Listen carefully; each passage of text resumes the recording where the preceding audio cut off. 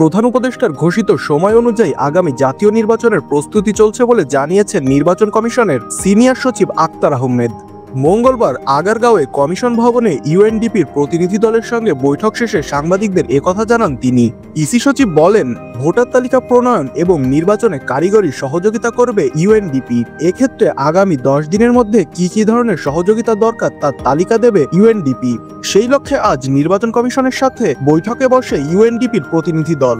বেলা 11টায় ইউএনডিপির 5 সদস্যের একটি প্রতিনিধি দল আসে নির্বাচন কমিশন ভবনে। ইসির কোনো চাহিদা আছে কিনা, থাকলে কি করে সহায়তা দিতে পারবে, এসব বিষয় নিয়ে বৈঠকে আলোচনা হয়। উল্লেখ্য, 2025 সালের শেষের দিকে অথবা 2026 সালের প্রথমার্ধে দেশের জাতীয় সংসদ নির্বাচন অনুষ্ঠিত হতে পারে বলে জানিয়েছেন প্রধান উপদেষ্টা অধ্যাপক ডক্টর মোহাম্মদ ইউনূস।